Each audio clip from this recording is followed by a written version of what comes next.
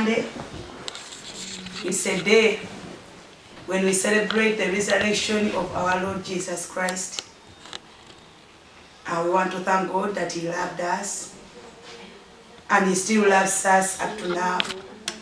Because the Bible says that He loved us even when we were still sinners. Our God loves us. He loved us when we were still sinners. And this is the reason we are celebrating. We are celebrating the love of Jesus for the sinners. We are celebrating the love of God to us the sinners, because we were sinners. We were once sinners. The Bible says that we should also remember, the Bible says in Ephesians, that we should always remember that we were also once enslaved.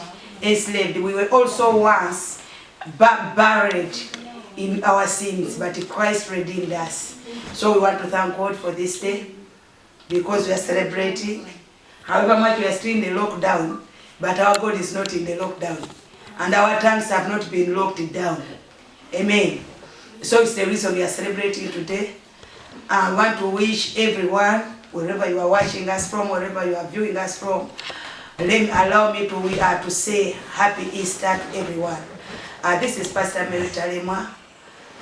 This is Bethel Church, because this is a pastor's home, as you can see.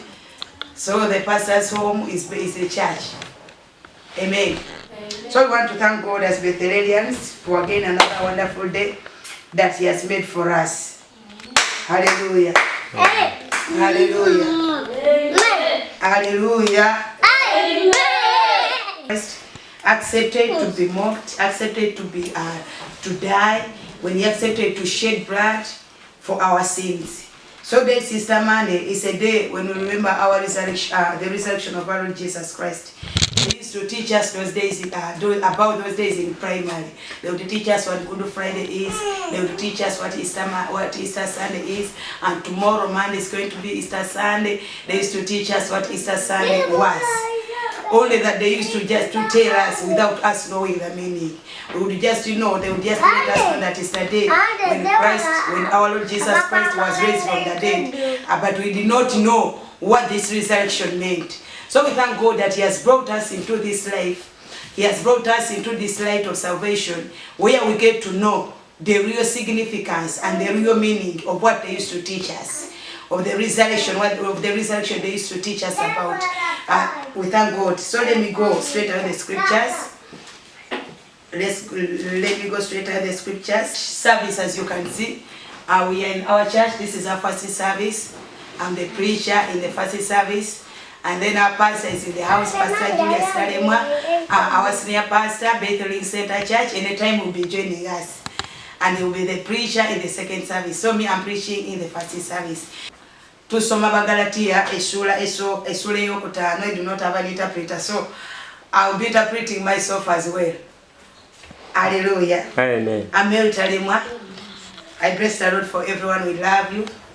Thanks for following us, our followers, our viewers, those that have subscribed to our channel. We thank you. We bless the Lord for you. We love you so much. We pray for you, and we believe the God we serve is a God who reigns, is a God who lives, is a God who has resurrected our Lord Jesus Christ today. So what do I mean? That this God that we serve, He's going to resurrect everything that has died in your life. Whatever the devil has stolen from you, our God is going to resurrect it. He's going to bring it back into your hands. He's going to bring everything back into your life, because the Bible speaks of Him as the resurrection and the life. He's the resurrection and the life. Yes, we may come to Jesus. Sometimes this is a misconception that people at times have. When you tell them to come to Christ, no. Katonda yagala abantu bonna nga bwe bali, oba wayonoona n'abatayonoona. Naye this exception ey'okutuleta mu ffe abayonoona. Just in our God is a universal God. Is a God of universality. Olaba nga bwe yali agamba, the Bible says, He was speaking in John 12:32. The Bible says it, when I'm lifted up, I will draw men unto me. So Katonda waffe si lwakwata yagala bonoonyi bokka. Naye naawe omanyi nga tolina kye wayonoona, naawe akwagala. Naye kye njagadde okutegeeza kye nti Katonda waffe ye kuzuukira ate era n'obulamu teri kyatasobola kuzuukiza mikwano gyange yonna gye muli manyi tuli mu mbeera ng'ebintu bikyuse naye bayibuli egamba nti ensi n'eggulu biriggwawo naye ekigambo kya mukama tekiriggwawo kitegeeza ki nti aminisi mu bino byonna bye tufiiriddwa wali abantu nga tufiiriddwa emirimu gyaffe wali abantu nga sente zituyiseeko mbadde ndaba ku TV abakaaba ogwa renti wali abantu nga bafiiriddwa ababe they are lamenting there is this word amidst that lamentation you're in amidst this situation that we are in when all nations are locked down when all nations are perplexed when all things are messed up ngebintu tebitegeerekeka we have God asobola okuzuukiza byonna abaana ba Katonda akagenda okuzuukiza byonna mu linnya lya Mukama waffe Yesu tufiirida bizinesi zaffe Haleluya. Wali abantu nga tufiirida business zaffe, wali abantu nga tufiirida emirimu gyaffe, naffe tumisinga church yaffe, tumisinga wa Christians. Naye Katonda waffe ekigambo kya Katonda kisigala nga kiramu. Katonda pakyali n'amaanyi agazuukiza. Nga bolabona kuloola tuli mu kujjukira olunaku Katonda lyazuukiriza mu Mukama waffe Yesu. Bayibuli egamba nti amaanyi agazuukiza Mukama waffe Yesu ge maanyi Katonda ge yalekera ekkanisa. Kanisa si kye kizimbe bye tuzimbye, naye kanisa yefeeze naawe gwe kanisa. Kati amaanyi ago weegali gagenda kukolera muffe, amaanyi ago weegali gagenda kuzuukiza byonna abantu nga mwali mu investize mu bintu byammwe because it's been the start of the year. We are just in April. This is April and it started in March. The mess started in March. Naye it was the beginning of the year. Abantu nga bakoze plans zaabwe, abantu ba plans ebintu binene. People had a lot of expectations. Na expectations se tugamba nti sifudde no, tesifudde. Katonda agenda compensating this period. Kubanga Bible egamba nti omubbi wanaakwatibwanga anaalyanga emirundi 7. Omubbi nga bamukute agenda kusasula. He will repay 7 times more than. So we're to maliza this season. My sisters, my brothers, after this season, there is a greater harvest ahead of us. Because the devil is going to repay. Amen. Whatever he had made, whatever loss he had brought to us, the devil is going to pay for whatever affliction, for whatever torment he has brought into our lives. Agenda kusasula omulabe buli damage gyonna gyakoze, damage gyakoze ku mawanga, damage gyakoze ku nations zaffe. Tulaba sente zandikozeemu ebintu ebirala kati tuziziza mu kulya abantu kati bakyasobola kweriisa. Naye the devil is going to pay because it's written nti bw'anaakwatibwanga. Kati kyentegeeza kyeki nti let's be in Christ, let's live according to the word. Kubanga olw'ekigambo kya Katonda kino mu Katonda muno mwe muli amaanyi agakwata ono omulabo. Ono tebamukwata na mundu, ono tebamukwata na biso, ono tebamukwata na busaale. Sigamba nti emundu mbino. Naye njogera from the spiritual point of view. I'm speaking this from the biblical point of view. Nti Setaani Bayibuli egamba nti kasita tumukwata kakitegeeza ki bannaggwanga abasigaddewo nti we must dress ourselves into this authority. We must bow down into our Lord Jesus Christ. Bethel Center Church International. Naye wano tuli waka waffe ye church yaffe. Naye tukirizanga fe Bethel. Si lwakuba nti fe ab'amaanyi nnyo no. But we are the pastors of Bethel, so this is Bethel Church. Our viewers wherever you are. Let's go to our scriptures in the book of Galatians. I'll speak about the resurrection. I'm speaking about the resurrection of our Lord Jesus Christ. This is what the Bible says. I'm reading Galatians chapter 5. The Bible says that Christ has liberated us to be free. Stand firm then, and do not submit again to the yoke of slavery. Amen. Amen. Take note, I Paul tell you that if you get yourself circumcised, Christ will not benefit you at all. Again, I testify to every man who gets himself circumcised that he is obligated to keep the entire law. You who are trying to be justified by the law are alienated from Christ.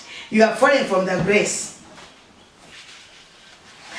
For through the Spirit, by faith, we eagerly wait for the hope of righteousness. Amen. Bible yegamba nti Kristo yatulokola oba yatufuula baddembe. Olunyo olusooka bwe lugamba nti Christ has liberated us to be free. Nti Yesu yatununula, yatulokola tubeera beddembe. Kyukira tuli mu Easter Sunday. Easter Sunday tujukira mukama waffe Yesu yatufiirira. Naye ulize Bible bwegamba. Bible egamba nti Kristo yatufiirira tubeere baddembe. Era abaana ba Katonda, this is the reason we are celebrating this. We are celebrating our freedom. Amen. Amen. We are celebrating our freedom. Tujaguza for us we are celebrating lwakubanga Yesu yatufiirira. Yesu yafi yeti somtali mtukirivu baffe. Yeti sebyonono byaffe. Yeti sebibi byaffe. Yeti semigugu byaffe. Yensonga lwaki tuli mu kujaguza nga tujaguza olwa Easter Sunday. Kuba Easter Sunday tujjukira nti mukama waffe Yesu Kristo akoze eki yazukira. Jukira oluvanyuma olw'amazuukira. Jukira oluvanyuma olw'amazuukira nga mukama waffe Yesu atuwa obuyinza.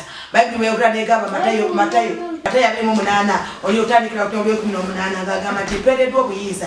Bino Bible yegamba nti yabyogera ng'amaze kuva mu ntaana. Bw'amala okuzuukira nga bwazuukidde olwaleero. Bino ebigambo ffe bituukira.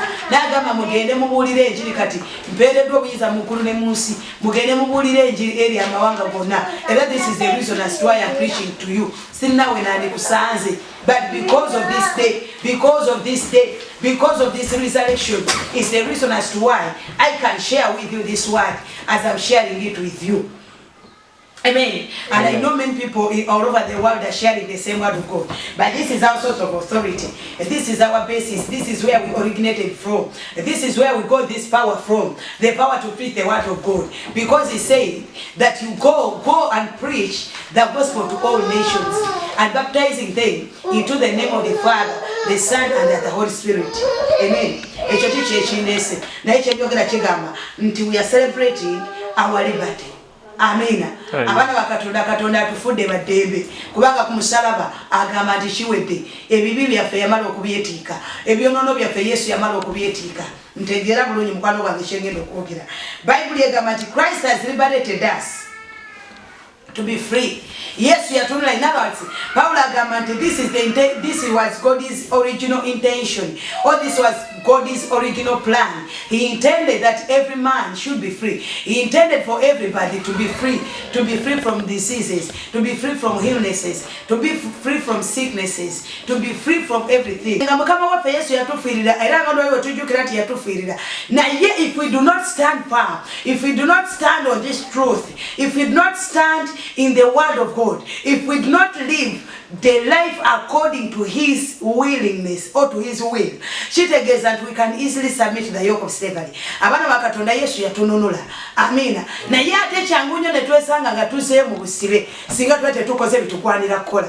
Kubanga okuzuukira kwa mukama waffe Yesu kuno n'okutufiirira kuno Yesu yatufiirira waliyo ebintu Katonda byatusuubira okukola tutambule tulyoke tusigale nga tutambula ng'abantu ab'eddembe. Amen. Amina. Amen. So emirembe Katonda kituwadde era ku musalaba Bible egamba n'agamba nti kiwedde. Naye ate nze naawe tuteekwa okwekuma tuleme kuddayo mu kusibibwa. Amina. Puliza ebintu Pawulo byagamba ebisobola okutuuzayo mu kusibibwa. Ahitingako ebintu katono ebisobola okutuuzayo mu kusibibwa. Yali ng'agamba nti nate temuddayo nate. Agamba nti temuddayo nate kusabo meetinga ku kikoligo ekyobusibe. Ebimu ku bintu byagamba ku kikoligo ekyobusibe atuleetawo ekyokulabirako ekyokusibwa mu mateeka okusalamula n'obutasalamulwa. Amina. I'm not saying circumcision is bad. Naye mu ngeri omu oba endala because liberation ya mukama waffe Yesu okutambulira mu mirembe gino egya mukama waffe Yesu tutambulira mu kigambo kya Katonda na tutambulira ne mu mwoyo wa Katonda ne tutegeera ekisa kya Katonda ekitubiikuliddwa. Kati atugamba nti tuteekwa okubiikulirwa ekisa kino tuleme kuddayo ate kwesibira mu busibe obw'amateeka, tuleme kuddayo ate kuwakana na bintu bamusalamula tebamusalamula, munamawanga si munamawanga. Kati ahintinga ebintu bino kubanga jjukira edda nga ffe olwaleero bwe tuli for them the best on circumcision. Kati for olwaleero we might be this circumcision tugisubstitute kino ne tuddayo mu busibe nga tugunjagunja ebirindi ebitategeereke. Tugamba ate yafa ate teyafa ebimu tubiwakanya ebintu bikola ki. Kati wano bo baasibibwanga ng'ekibasi. Kati for olwaleero naffe Bible yetuwabula nti bwe tudda mu search grudges ezikyamya ekigambo kya Katonda ezijjawo amazima g'ekigambo kya Katonda kitegeeza tusobola okuddayo mu busibe. Kyobola Pawulo agamba nti we should stand firm tukole ekigambo kya Katonda nga bwe kyagala okukola. tuleme kuddayo musiba bana bakatonda nchidamu mlokoli obo omuntu yakatwe nti olw'omusayi gwa Yesu yatufuula baddembe. But again he has given us another responsibility okutambulira mu mirembe gino abana bakatonda. Yesu atuwadde emirembe naye ffe tuteekwa okukola ebintu ebituleetera okutambulira mu mirembe gino. Bwe tuddayo ne twonoona, amina, bwe tuddayo ne twonoona, Bayibuli etulaga nti tuba twezaayo mu busibe. Kyokolaba Yesu bwamalanga okusumulula abantu, kino ekintu kyali agambanga abantu. Bayibuli egamba Yesu yasinga n'omusajja n'amuwonya. Amina. Yesu bwamala okusumula omusajja, kubanga ne Katonda bwamala okusumulula ayagala otambulire mu mirembe gino, ayagala otambule ng'oli muntu ali delivered abaana ba Katonda, ayagala tutambule nga tuli bantu baddembe. Naye ate kyangu nnyo ffe bennyini ne twezaayo mu busibe, ffe bennyini ne tuddayo. Wuliriza Bayibuli egamba, I'm reading from the book of Luke. I'm reading from Luke chapter 5. Kansome katono nnyo olunyo lw'13. Luke 5:13. Reaching out his hand, this is what Christ did, and as he has done it on the cross. Because this was a man who had a serious skin disease. Ngana for wetubadde n'ebibi. Jukira, we are celebrating the resurrection of our Lord Jesus Christ. Bible egamba Jesus made this man. This man had a serious skin disease. But the Bible says the man begged him. And he said, Lord, if you are willing, you can make me clean. That's what the man begged of Jesus. And because our Lord is merciful, Bible egamba in verse 13, reaching out his hand, he touched him, saying, I'm willing to be made clean. Amen. Amen. Because of the willingness of our Lord Jesus Christ to see us free. Now it is my point of emphasis in verse 14. The Bible says, then he ordered him not to tell anyone. Amen. After Jesus liberating us, he gives us guidelines. Or he gives us instructions. He instructs our life again. So that as we walk, as we abide in these instructions, we continue living as freed children. Abana bakatonda, you can live as a freed person. Abantu nga balemererwa, gwe n'otambula nga tolemererwa. Kasita otegedde nti Yesu yanfiirira. Amina. Netutegera nti ebibi byaffe byatugibwako. Kyova olaba whoever comes to Christ, Yesu amuggyako ebibi. Kati bino ebintu bino ebirala ebitujjira, I'm not judging anyone, or I'm not judging anyone. I'm not judging ourselves. Na yes, the reality. Bine ebintu ebirala ebitu following nga Yesu amaze okutwambulula ebibi. It's because we failed to walk in his word or to follow his instructions. Because after his liberation, is that the same scripture where I say that don't sin again? I don't sin again. So that the worstest thing may happen on you. Yes. Yeah. Amen. Yeah. So as an instruction. An instruction. Don't sin again. That the worstest sin. Amen. He said to the woman in John 8. He said to the woman, sin no more, so that the worst may not come to you. So what are you trying to mean, our dear brothers and sisters, as we are celebrating this Easter season, as we are celebrating our liberation? Because as we celebrate Easter, we celebrate our lives. We celebrate us being set free. We celebrate us being loosed from the yoke of slavery. Kubanga olw'omusaayi gwa Yesu yatununula. Naye wuliriza abaana ba Katonda, ekituyamba okusigala nga tukyatambula nga tuli baddembe. Ate era Katonda kyayagala, ayagala tutambule tusigale nga tutambula nga abeddembe. Ayagala tusigale nga tunyumirwa emirembe gino gy'aleese. Kubanga Bayibuli egamba nti awo Yesu we yafa, ejjigi ya yeekaalu ne liyulika. The temple curtains were torn. Bayibuli egamba ejjigi ne livaawo. Kati Katonda ayagala, Yesu ayagala nti tusigalenga we still access the throne of God. Ayagala tusigalenga we enter the court, we enter the courtyards of the courtyards of our Lord Jesus Christ freely. Ayagala tusigalenga we are still acceptable children in the presence of our Lord Jesus Christ, because he has bought everything, he has given us everything. That's what the Bible says. The Bible says that he has brought everything near us in Ephesians 2. The Bible says that we were far, but now through his death and through the blood of Jesus Christ, he has brought us who were far. He has brought us near. Near what? He has brought us near the Father. And he has brought us near everything. Because as we come closer to the Father, it means that he has brought us near our blessings. He has brought us into eternity. He has brought us into peace. He has brought us into liberation. He has brought us into joy. We were far from all this. But the Bible says that through Jesus Christ, through the blood of our Lord Jesus Christ, He has brought us near this. When He says near this, remember God says that we should abide in His word. Let's abide in His word. And when we abide in His word, He said that we shall ask for everything and it shall be given unto us. My Julius, we are celebrating Easter. We are so delighted to have you, our viewers, and we are so delighted that you've given us also a chance. You've given us your attention so that we may bring the word of God to you. So we love you wherever you are. This is Bethel Link Center Church International. I'm speaking about liberty. I'm speaking about the liberty that God has given us. The liberty, the joy, the peace, the salvation that we've received through the death and resurrection of our Lord Jesus Christ. I'm saying that God has made us free, as we've seen in Galatians chapter 5. But again, my caution or my argument today, or what I'm commending us to do, is that we continue living according to the instructions of our Lord Jesus Christ. Because it's only when we live according to these principles that we can still be liberated. That is when we live according to these principles that we shall continue walking as children of the light, walking as liberated people. When other people are bound, us that are walking into this light, we shall not be bound. In the mighty name of Jesus. Continue feasting on the word of God. Continue feasting in the truth of the word of God. Continue feasting in the decrees of the word. Continue abiding in the word of God.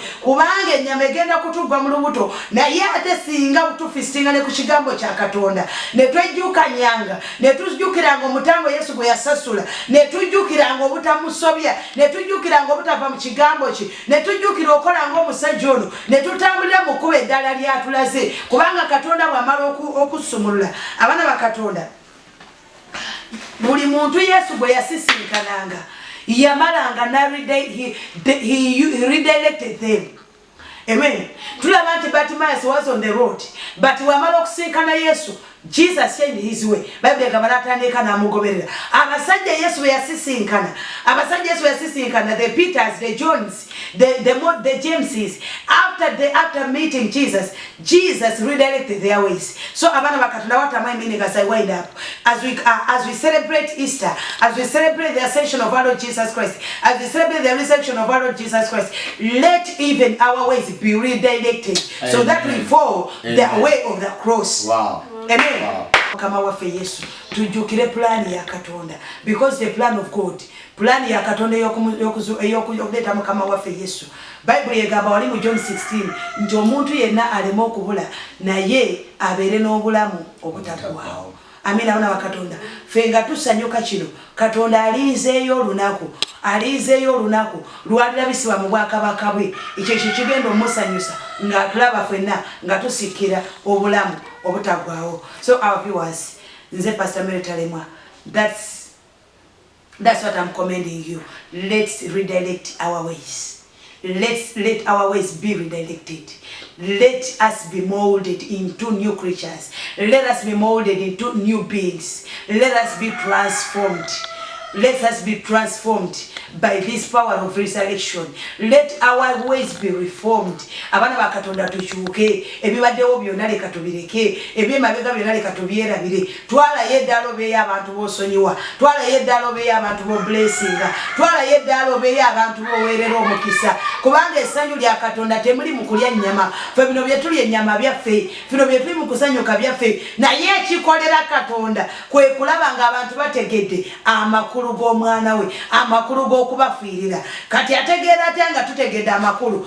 Wetulaba omusalaba, wetujjukira nga yatufiirira, ne tukyuka, ne tukwata ekuba eddala, ne tukwata ekuba ery'obutuukirivu, ne tukwata ekuba ery'okwagalana, ne tukwata ekuba ery'okwagaliza, ne tukwata ekuba ery'amazima, ne tulekera okulya enguzi. Nabadde ndaba nga n'essente ze bali mu kuwa abantu abatalina kyakulya, era ng'omunnayuganda era tasaasira, era nazo oziridde. Kati w'olireeza abakateeyamba, abaana ba Katonda. Ate ekikwewunyisa, olaba abaziridde si banaku, abaziri abantu bagagga. Abaana ba Katonda, Katonda teyaleta musango. He did not bring judgment. Na he brought salvation. So obulokozi buno obw'omusalaba leka buyingire emitima gyaffe amakubo gaffe gakyuke. Tuddeeyo tuweereze Katonda. Tuddeeyo tuweereze Katonda nga bwe tutamuweerezangako. Nze era kisobola okumala enviiri ku mutwe wendaba nga waliwo omuntu asanyuse kubanga tasabye mu kyaki mu Easter.